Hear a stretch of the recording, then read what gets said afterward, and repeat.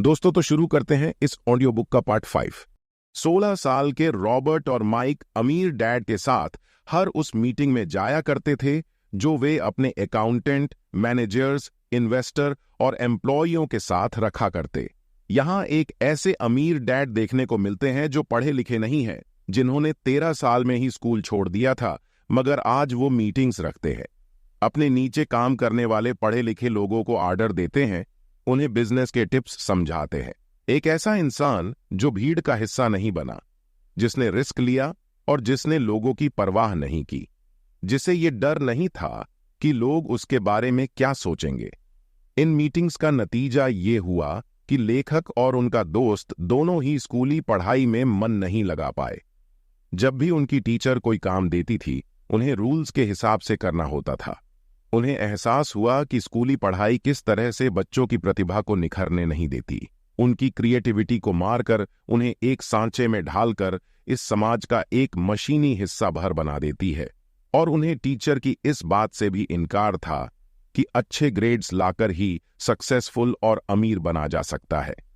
एक दिन रॉबर्ट की अपने गरीब डैड से बहस हो गई। उनके पिता का मानना था कि उनका घर उनके लिए सबसे बेस्ट इन्वेस्टमेंट है, मगर वो एक रेट रेस में भाग रहे थे। उनकी इनकम और खर्चे बराबर ही थे। उन्हें पूरा करने के लिए उनके पास एक पल की भी फुर्सत नहीं थी। यही बात रॉबर्ट उन्हें समझाना चाह रहे थे कि उनके पिता के लिए वो घर एसेट नहीं, लायबिलिटी है। घर पर उनके पैसे खर्च हो रहे थे, बदले में मिल कुछ नहीं रहा था। ये बात उनके गरीब डैड समझ नहीं पा रहे थे, और यही फर्क था गरीब और अमर डैड के बीच। खैर, उनकी बहस चलती रही।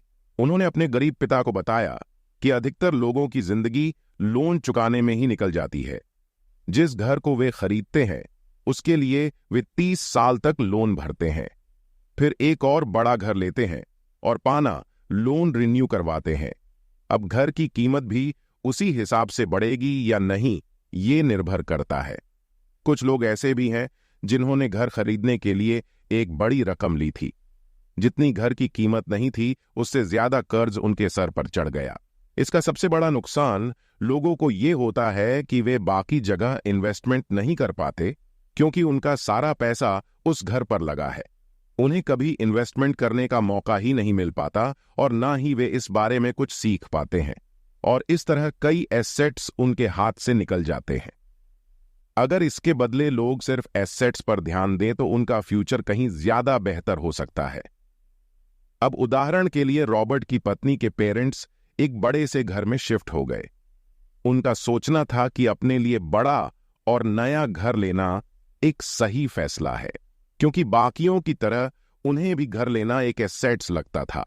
मगर वे ये जानकर हैरान रह गए कि उस घर का प्रॉपर्टी टैक्स $1000 था।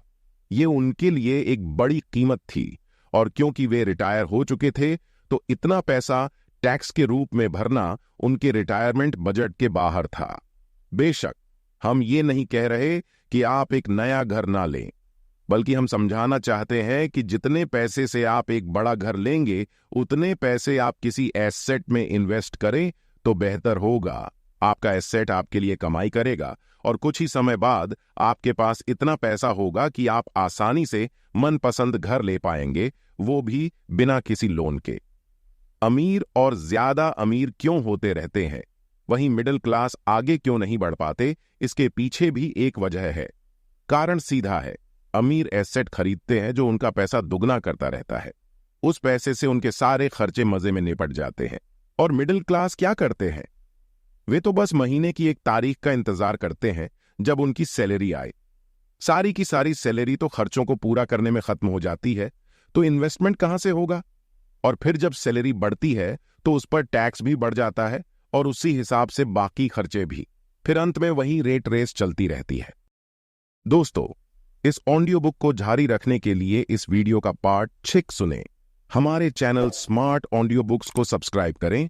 यहां हम ऐसी ही ऑडियो बुक्स अपलोड करते हैं जो आपको स्मार्ट बना देगी। धन्यवाद।